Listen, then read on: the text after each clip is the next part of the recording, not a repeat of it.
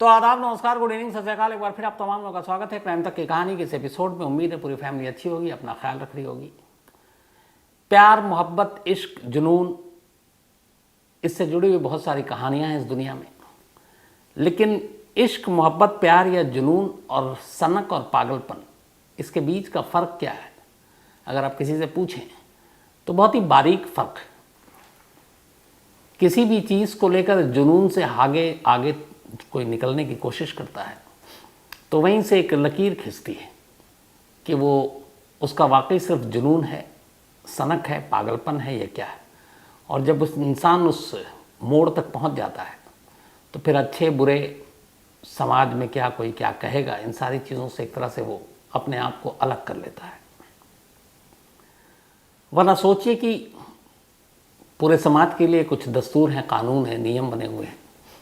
एक इंसान पैदा होता है, समाज में रहता है, फिर जब उसकी मौत होती है तो उसके लिए जगह फिक्स है, शमशान में अंतिम संस्कार होता है या कब्रिस्तान में दफना दिया जाता है। और यही ज़िंदगी का सच है। तो जैसे अपनी पूरी दुनिया है जिंदा लोगों के लिए, उसी तरीके से मौत के बाद की भी अपनी एक दुनिया है और उसके लिए तमाम कायदे कानून हैं। और शायद यही वजह है कि शहर और शहर की आबादी से हमेशा थोड़ा किनारे में, बस्ती के बीचों बीच कभी आप कोई शमशान या कब्रिस्तान नहीं देखेंगे, थोड़ा अलग से ही होता है। क्योंकि हम लोग एक लकीर खींचते हैं कि ये ज़िंदा लोगों की जगह है, ये मुर्दों की जगह है। लेकिन अगर ऐसी एक इंसान जो तमाम बस्तियों के बीच रहता हो और उसके किसी अपने की मौत हो जाए और फिर मौत के बाद वो उसे खुद से जुदा करने की बजाय उसकी लाश के साथ पूरे 7 साल तक गुजारे, न सिर्फ गुजारे बल्कि 7 साल तक लगातार उसके कपड़े बदले, उसे दुल्हन की तरह सजाए, उसे अपने पास रखे, उससे बातें करे, तो फिर इसे क्या कहेंगे। ऐसी बहुत सारी कहानियाँ, और कुछ कहानियाँ मैं सुना चुका हूँ आपको पहले भी कि कई बार कोई ऐसी मौत हुई जिसके बाद घर के अंदर ही दफना दिया, लाश को खुद से दूर नहीं किया। लेकिन ये कहानी प्यार, पागलपन, सनक और ज़िद से थोड़ा हट कर है, और वो भी एक पढ़े लिखे डॉक्टर की कहानी है। लेकिन ये कहानी शुरू करूं उससे पहले आपको वही जानकारी दे दूं कि कुकू एफएम ऐप में भी तमाम ऐसे ऑडियो बुक आप सुन सकते हैं जिसमें ऐसी ही तमाम बातें अलग अलग। तो जो कहानी आज मैं आपको सुनाने जा रहा हूं उसी से मिलती जुलती जो ऑडियो बुक में जो चीज़ें हैं, एक कुकू एफएम ऐप पर ऑडियो बुक है जिसका नाम है death served cold, India's most dangerous women murders. तो ये कुकू एफएम ऐप पर ऑडियो बुक है। दरअसल इसमें कहानी ये है कि कैसे प्यार, अफेयर, पैशन, जिद और उसको लेकर बहुत सारे कत्ल होते हैं, ऐसा क्यों होता है, ये तमाम चीज़ें death served cold, India's most dangerous women murders में आप कुकू एफएम ऑडियो बुक पर सुन सकते हैं। और आपको जैसा पता ही है कि 10,000 से ज़्यादा ख़जाने हैं इस ऑडियो बुक में कुकू एफएम के। 25 लाख लोग इसको सब्सक्राइब कर चुके हैं। और क्राइम तक फैमिली के लिए कुकू एफएम खास ऑफ़र लेकर आया है। कुकू एफएम पर पहले महीने के लिए सब्सक्रिप्शन में 50% डिस्काउंट है। तो जो 99 रुपीज़ के हैं वो 49 रुपीज़ में अवेलेबल है क्राइम तक फैमिली मेम्बर के लिए। 10,000 से ज़्यादा ऑडियो बुक।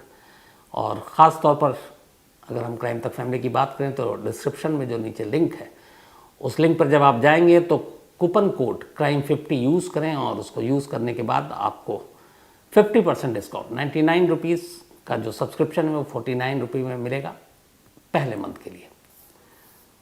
तो प्यार, मोहब्बत, इश्क, जुनून और इससे जुड़ी हुई जो तमाम चीज़ें हैं, आज उसी की ये कहानी है। कहानी है डॉक्टर कार्ल टेस्लर की। डॉक्टर कार्ल टेस्लर जर्मनी में पैदा हुए और सेकेंड वर्ल्ड वॉर, बल्कि फर्स्ट वर्ल्ड वॉर जब ख़त्म हुआ तो उसके बाद इन्होंने जर्मनी छोड़ा, बहुत सारी चीज़ें उलट पुलट हो गई थी और अमेरिका का रुख किया। ये अमेरिका पहुंच गए डॉक्टर कार्ल टेस्लर।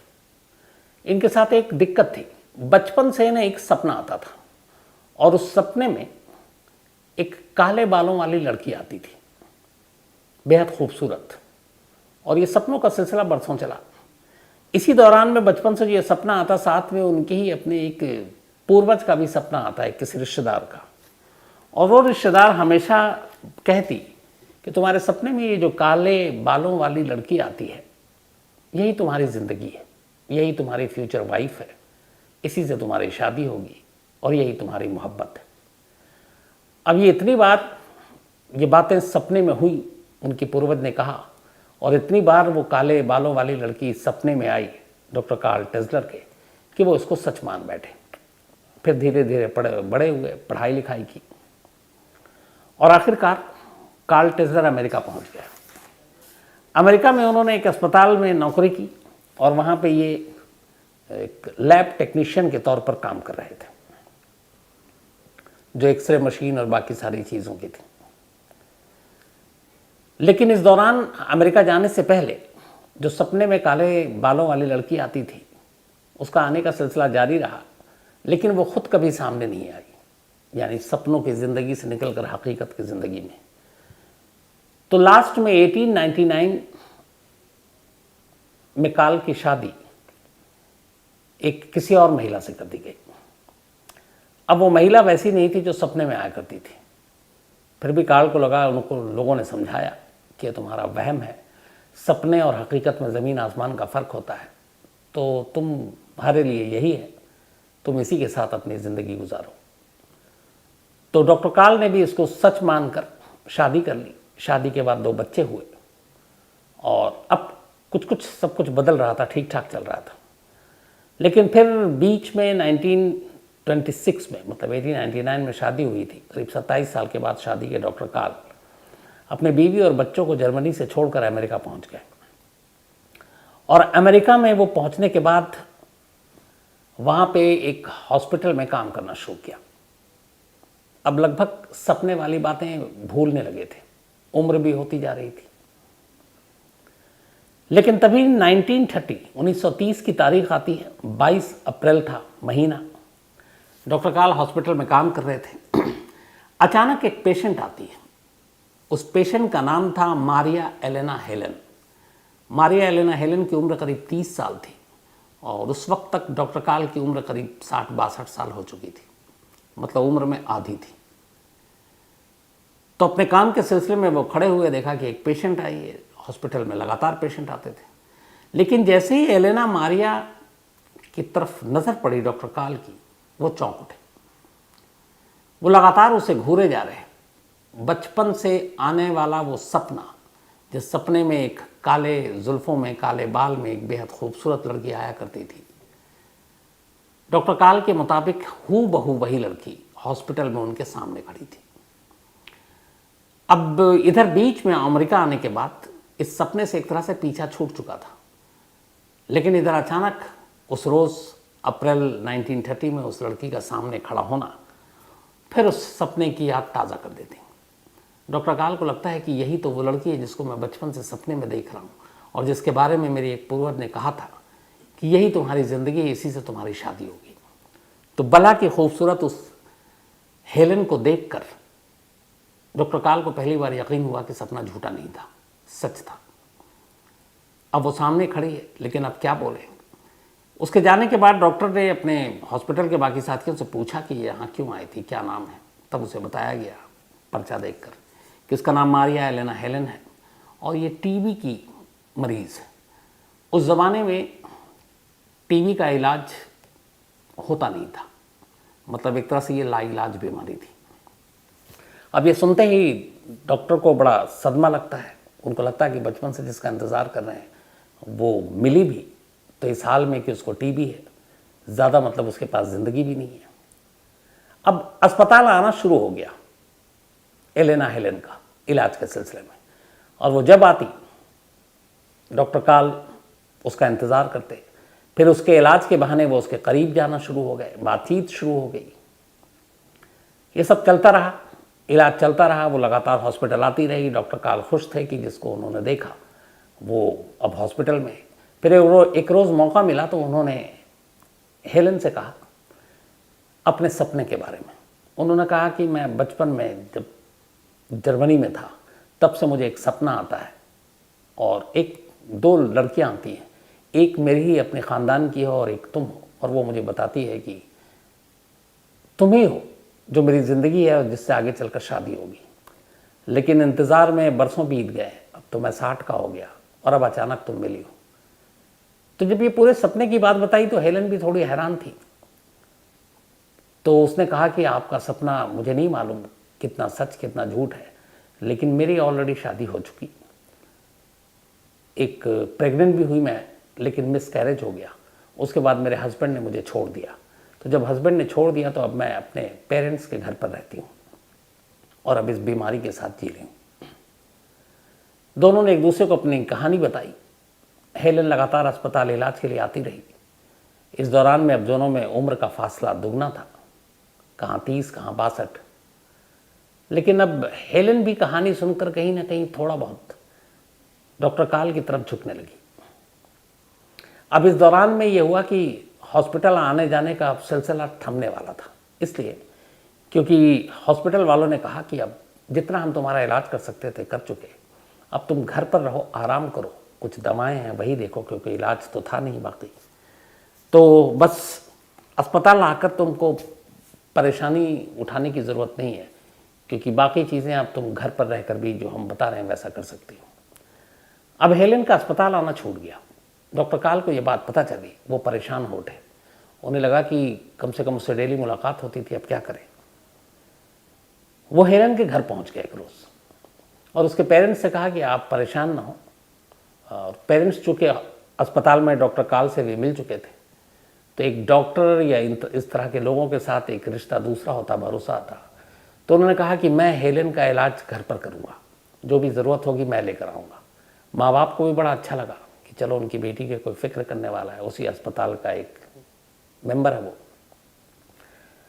अब डॉक्टर काल डेली हेलन के घर आने लगे।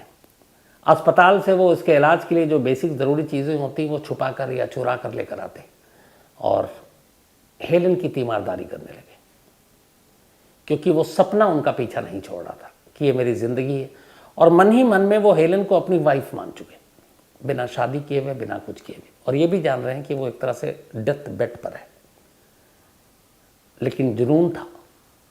तो अब हेलन घर पर डॉक्टर डेली पाबंदी से हॉस्पिटल से आए, जो भी दवा या बाकी चीज़ें हैं वो छुपा कर या चुरा कर हेलन के घर लेकर आए और उससे घंटों बातें करें।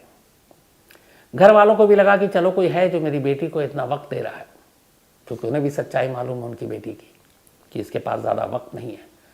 तो जब पता होता है और ऐसे में कोई इस तरह से मदद करता है तो फिर कोई गलत ख्याल तो जहन में आता ही नहीं है। तो घर वालों को भी अच्छा लगा डॉक्टर काल का आना और बेटी का इस तरीके से मन बहलाना। तो ये सब चलता रहा। लेकिन फिर हुआ यूं कि 22 अप्रैल 1930 को पहली बार मुलाकात हुई थी डॉक्टर काल की हॉस्पिटल में हेलन से, और इसके बाद करीब 1.25 साल बीता होगा। 25 अप्रैल 1931, 25 अप्रैल 1931 को आखिरकार वो हुआ जिसका डर था। हेलन की मौत हो गई उसी टीबी की वजह से। अब जब मौत की खबर मिली डॉक्टर काल को, वो बदहवास हेलन के घर पहुंचे। उन्हें कुछ समझ में नहीं आ रहा, क्योंकि बचपन से जिसे सपने में देख रहे हैं, जिसका इंतज़ार किया बरसों, वो मिली भी तो सिर्फ साल सवा साल के लिए, और अब उसकी मौत हो गई। डॉक्टर काल ने घर वालों से बड़ी ये कहा गुजारिश के साथ कि हेलन का अंतिम संस्कार मैं करना चाहता हूँ, इसका जो भी खर्चा होगा मैं उठाना चाहता हूँ। घर वालों को लगा कि ये बहुत ज़्यादा ही करीब था, मानता था, उन्हें भी कोई आपत्ति नहीं हुई, और ऐसी चीज़ों पे क्या ऑब्जेक्शन। इसके बाद डॉक्टर काल ने उसी शहर में अमेरिका के एक जिस कब्र में दफनाया गया, वो बड़ी सी कब्र बनवाई और उसके बाद वहाँ दफन किया गया। और अब उनका रूटीन ये हो गया कि अगले दिन हर दिन वो घंटों आकर कब्र पर बैठ जाते और कब्र के पास बैठकर और अकेले में ही बात करना शुरू। ऐसा लगता कि जैसे हेलन से बात कर रहे हैं। अब शुरुआत में है हेलन के घर वाले भी आते उस कब्र पर फूल चढ़ाने के लिए। हेलन की एक सिस्टर भी थी जो उससे बड़ी थी, वो भी मौत की खबर सुनकर बहन की आई हुई थी। अब वो भी अक्सर कब्र पे आती तो देखती कि डॉक्टर काल पहले से ही वहाँ मौजूद और घंटों मौजूद है। घर वालों को बड़ा अजीब लगा, लेकिन फिर लगा कि शायद ये कुछ मतलब ज़्यादा ही इसे सदमा पहुँचा है। धीरे धीरे वक्त बीता, परिवार का कब्र पर आना कम होता गया हेलन के, लेकिन डॉक्टर काल लगातार आते रहे। 2 साल बीत गए। 2 साल तक कब्रिस्तान जाना, कब्र के पास बैठकर हेलन से बात करना, ये सब कुछ जारी था। लेकिन फिर 2 साल बीत गए, 1933 आ गया। 1931 में डेथ हुई थी हेलन की, और 1931 अक्टूबर में डेथ हुई, और अप्रैल 1933 का साल आ गया और महीना। हेलन की बहन वापस अपने घर आई थी। उसी अप्रैल 1933 में वो एक रोज़ कब्रिस्तान जाती है। वहाँ जाती है तो नॉर्मल फूल वूल चढ़ाती है, इसके बाद अगले कई दिन तक वहाँ रहती है तो जाती है। लेकिन उसे एक चीज़ बड़ी अजीब लगती है। वो पूछती है अपने घर वालों से, क्या है मैं इतनी बार अब कब्रिस्तान गई आने के बाद 2 साल बाद डॉक्टर काल को वहाँ नहीं देखती हूँ, जबकि वो लगातार महीनों वहाँ पे डेली बैठे रहते, घंटों बातें करते, माँ बाप से भी पता चलता है। तो डॉक्टर काल ने कब्रिस्तान आना क्यों छोड़ दिया? घर वालों को लगा कि शायद वक्त बीता तो जख्म भी जो है भर गए होंगे। लेकिन हेलन की बहन को शक हुआ। उसने कहा कि जो मैंने उसकी आंखों में जुनून देखा, जो जज्बा देखा, मुझे नहीं लगता कि वक्त के साथ उसके जख्म भरे होंगे। 2 साल बाद लेकिन कब्रिस्तान ना आने का मुझे वजह समझ में कुछ नहीं आ रही। घर वालों ने कहा ये तुम्हारा वहम है। कौन वो उसका कौन सा अपना था या फिर उससे रिश्ता था? हॉस्पिटल में इलाज कर रहा था, बस इतनी सी बात थी। लेकिन हेलन की बहन ही नहीं मानती। वो कई बार फिर कब्रिस्तान के चक्कर काटती है। कब्र भी वैसी ही बनी हुई है, लेकिन डॉक्टर काल नहीं आ रहे। उसने हॉस्पिटल में पता किया कि डॉक्टर काल अब भी हैं। पता चला कि हाँ हैं और हॉस्पिटल आ रहे हैं, लेकिन कब्रिस्तान नहीं आ रहे। उसे लगा कुछ गड़बड़ है। फिर उसने कहा कि चलो मैं सच्चाई का पता करती हूँ। और एक रोज़ हेलन की बहन डॉक्टर काल के घर पहुंच गई, लेकिन वो वहाँ पे थे नहीं। अब उसके बाद उसे लगा कि चलो कहीं वो छोड़ छाड़ कर चले गए हों या कुछ और होगा, मेरा ही वहम है। बात आई गई हो गई, दरवाजे पे ताला था। फिर वो बहन अपने वापस लौट गई। धीरे धीरे वक्त बीता। अब 33 से 38 आ गया, 1938। बहन फिर आती है, फिर कब्र पर जाती है। अब ये था कि डॉक्टर काल तो है नहीं, लेकिन उसके मन में ये सवाल था कि जो शख्स लगातार घर पर आकर इलाज करता रहा, जो शख्स अस्पताल से उसके लिए सारी चीज़ें लाता रहा, जिस शख्स ने उसकी बहन के अंतिम संस्कार के सारे खर्च उठाए, जो लगातार कब्रिस्तान में जाकर कब्र के ऊपर पास में बैठकर घंटों बैठा रहता सुबह और शाम, वो अचानक के उसकी बहन की कब्र की तरफ से उसने मुंह क्यों फेर लिया? जबकि इस दौरान में उसे पता चला कि वो इसी शहर में, ये भी नहीं कि शहर छोड़ दिया। 7 साल बीत चुके थे हेलन की डेथ को। 1931 में डेथ हुई थी, अब 1938 आ गया। बहन फिर से आई। उसे लगा कि ये सवाल उसको बेचैन कर रहा है, इस सवाल का इस बार जवाब लेते हैं। फिर पता चला कि डॉक्टर काल यहीं है। उसने कहा फिर घर जाते हैं। पिछली बार वो गई थी, घर पे ताला था, उसे लगा वो होंगे नहीं। इस बार गई तो इत्तेफाक से घर का ताला खुला हुआ था। उसने बेल बजाई, डॉक्टर काल बाहर आए, उसको देखकर मुस्कुराए, अंदर बुलाया। लेकिन जैसे ही वो अंदर गई और वो उसको पानी के लिए पूछ रहे थे, तब तक वो उसने बाकी कमरों की तरफ नज़र घुमाया तो उसकी हैरानी की कोई इंतहा नहीं थी। उसने देखा कि एक कमरे में एक बेड पर एक लाश पड़ी है, बिल्कुल सजी सजाई। करीब जाकर देखती है, उसे अंदाज़ा हो जाता है कि लाश किसकी है। और उसी वक्त उसके उस सवाल का जवाब मिल जाता है कि 7 साल से या पिछले 5 साल से वो जो जिसका जवाब जानना चाहती थी कि वो कब्रिस्तान क्यों नहीं आते, क्यों उसकी बहन के पास घंटों बैठ के बातें नहीं करते, इसका जवाब मिला। उस लाश को देखते ही हेलन की बहन बदहवास उस घर से बाहर निकलती है और पहला फ़ोन पुलिस को करती है। फ़ोन सुनते ही पुलिस की टीम फ़ौरन मौके पे पहुंचती है। हेलन वहीं थी। इसके बाद पुलिस की टीम के साथ हेलन डॉक्टर के घर में दाखिल होती है। अंदर बेड पर अब लाश को देखा जाता है। एक लाश थी, अजीब सी स्मेल थी घर में, लेकिन बेहद ज़्यादा बहुत सारे परफ्यूम भी डाले गए थे। लाश कुछ इस तरह की थी कि उसके बहुत सारे हिस्से मोम से बनाए गए थे। बहुत सारे पेरिस प्लास्टर जो होता है उसके ज़रिए उसके चेहरे बनाए गए थे। आँखों को भी नकली बनाने की कोशिश की गई थी, लेकिन मोम और इन सारी चीज़ों के साथ जो बनाई गई, उसके बाद पुलिस ने जब इन्वेस्टिगेट किया तो पता चला कि उसके नीचे जो सारी हड्डियाँ वो इंसान की। अब जब ये देखा तो डॉक्टर से पूछा गया कि किसकी लाश है। डॉक्टर काल ने 1 सेकंड भी नहीं लगाया बताने में। उन्होंने कहा कि ये हेलन की लाश है। अब ये सुनते ही पुलिस के साथ साथ हेलन की बहन, तमाम लोगों की आंखें फटी की फटी रह गई कि ये क्या बोल रहा है। तो उसने कहा कब से आपके पास है? तो उसने कहा पिछले 7 सालों से। तो उसने कहा ये आप कैसे लाए? तो उसने कहा कि जब हेलन की मौत हो गई, मैं कई दिन तक कब्रिस्तान पे गया, कब्र के पास उससे बातें की और मैं लौट रहा था। मुझे लगा मेरे नसीब में यही है। इतने ही दिन की मुलाकात लिखी थी, लेकिन फिर मेरा वो पुराना सपना वापस शुरू हो गया और मेरी जो वो पूर्वज आती थी मेरे सपने में, उसने कहा कि तुम्हारी जो ज़िंदगी थी वो तुम्हें मिल गई, लेकिन अब तुमने उसे छोड़ दिया कब्रिस्तान में, जबकि वो वहाँ छोड़ने के लिए नहीं आई थी। तुम्हारी असल में बीवी वही है, तुम्हारी ज़िंदगी वही है, तुम उसे कब्रिस्तान से घर लाओ, उसके साथ रहो। उसने कहा ये सपना जब बार बार आया तो फिर मैं मजबूर हो गया और एक रोज़ मैं गया और मैंने कब्र खोदी और उस लाश को बाहर निकाली। बेहद बदबू आ रही थी और लगभग लाश एक तरह से सड़ गल चुकी थी। वो घर लाया। घर लाने के बाद उसने धीरे धीरे उस लाश को शक्ल देने की कोशिश की। प्लास्टिक ऑफ पेरिस की मदद से उसके चेहरे को बनाया, मोम से उसके शरीर को बनाया, उसकी आंखें बनाई, उसे अच्छे कपड़े पहनाए और जैसे एक ब्राइड होती है, एक दुल्हन, उसकी तरह उसे घर में रखा। इतना ही नहीं, वो डेली घर में अब उससे घंटों बातें करता और उसी बेड पर उस लाश को रखा था जिस पर, उसी पर खुद भी सोता। और 7 साल तक ये सिलसिला चलता रहा।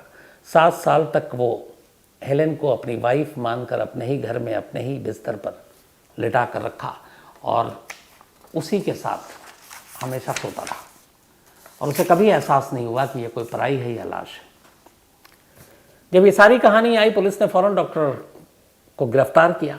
गिरफ्तार करने के बाद अदालत में पेश किया गया, लेकिन ये हुआ बाद में कि ये कोई जुर्म नहीं है। तो जब जुर्म नहीं है तो सज़ा क्यों? तो फिर डॉक्टर की पूरी मानसिक हालत, उसकी कहानी, फिर हेलन की फैमिली के स्टेटमेंट कि उसने कभी गलत नहीं किया उनके परिवार के साथ, में हेलन के साथ बल्कि मदद की थी। ये सारी चीज़ों को देखते हुए अदालत ने डॉक्टर को बरी कर दिया बिना किसी सज़ा के और इस तरीके से डॉक्टर रिहा हो गया।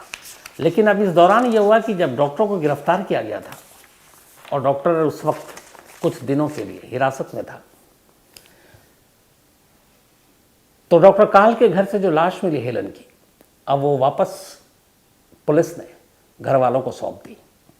अब घर वालों को डॉक्टर काल की मानसिक हालत के बारे में एहसास हो चुका था, लिहाजा उन्होंने उसी वक्त जब डॉक्टर काल हिरासत में था अपनी बहन की लाश को लिया और एक गुमनाम कब्रिस्तान में ले जाकर दूसरी बार उसे दफनाया।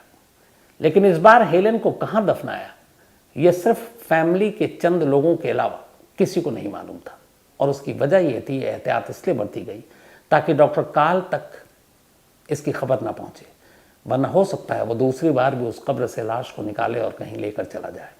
तो उस लाश की हिफाजत के लिए हेलन के घर वालों ने दूसरी बार जब लाश को दफनाया तो बताया नहीं कि किस जगह दफनाया और ये राज हमेशा ही राज रहा। 1938 में ये सब कुछ हुआ। उसके बाद करीब 14 साल तक डॉक्टर काल और जिंदा रहे। 3 जुलाई 1952 को डॉक्टर काल की मौत हो गई। कहते हैं कि मौत से पहले भी उस सपने ने पीछा नहीं छोड़ा और कहते ये भी हैं कि डॉक्टर काल ने बाद में पूरी कोशिश की कि हेलन की लाश किस कब्रिस्तान में दफनाई गई है, उसकी कब्र कौन सी है, लेकिन पता नहीं चला। और एहतियात इतनी बढ़ती गई थी कि हेलन के घर वालों ने जिस कब्रिस्तान में या जो दफनाया जो कब्र, तो उसके ऊपर नाम तक नहीं लिखा था। आमतौर पर वो लोग लिखाते हैं लेकिन नाम भी नहीं लिखा, इसलिए कि कहीं उसके ज़रिए डॉक्टर काल वहाँ तक पहुँच ना जाए। तो इस तरीके से ये कहानी ख़त्म होती है। अब इस कहानी को आप कैसे लेते हैं ये आपके ऊपर छोड़ा, लेकिन कहानी ख़त्म करूँ उससे पहले वही अपना सिलसिला। आज आकाश सिंह भदौरिया, इनका बर्थडे है, तो हैप्पी बर्थडे आकाश। और ये अंकिता ने भेजा, उनके ब्रदर हैं। दीप्ति वर्मा, इनका भी जन्मदिन है, तो हैप्पी बर्थडे दीप्ति। और राहुल ने भेजा ही, राहुल मलथ्रानी। प्रीति उर्फ टॉमी, इनका भी आज जन्मदिन है, तो हैप्पी बर्थडे प्रीति। और गणेश शर्मा ने भेजा है। साथ ही अनाहिता वर्मा, इनका भी आज बर्थडे है, तो हैप्पी बर्थडे अनाहिता। और ये आशु वर्मा की बिटिया है। इसके अलावा डेरविक चेटियार, इनका भी आज बर्थडे है, तो हैप्पी बर्थडे डेरविक। और ये डेविड के बेटे हैं। स्नेहा शुक्ला का भी आज जन्मदिन है, तो हैप्पी बर्थडे स्नेहा जी। और श्याम सुंदर राठौर ने भेजा है। साथ ही सुरेंद्र का भी आज जन्मदिन है, तो हैप्पी बर्थडे सुरेंद्र, बल्कि सुरेंद्र कश्यप, इनका कल है, तो एडवांस में हैप्पी बर्थडे, क्योंकि कल संडे है सुरेंद्र जी। करिश्मा का भी आज जन्मदिन है, तो हैप्पी बर्थडे करिश्मा। और ये डॉक्टर शमीम चौधरी ने भेजा है। इसके अलावा शंभूलाल शर्मा, पेशे से टीचर हैं, इनका भी जन्मदिन है, तो हैप्पी बर्थडे शंभूलाल जी। साथ ही करण चंचलानी का भी जन्मदिन कल है, तो एडवांस में हैप्पी बर्थडे करण। और ये दिव्या शर्मा ने भेजा, उनके भाई हैं। इसके अलावा अर्शवीर सिंह, इनका भी बर्थडे है, तो हैप्पी बर्थडे अर्शवीर। और अशानी कुमार ने भेजा है। साथ ही अमित सिंह एंड राजेश, आप दोनों का बहुत बहुत शुक्रिया। आज आसिम मिला था, ये अमित जी और राजेश जी दोनों दिल्ली पुलिस में हैं।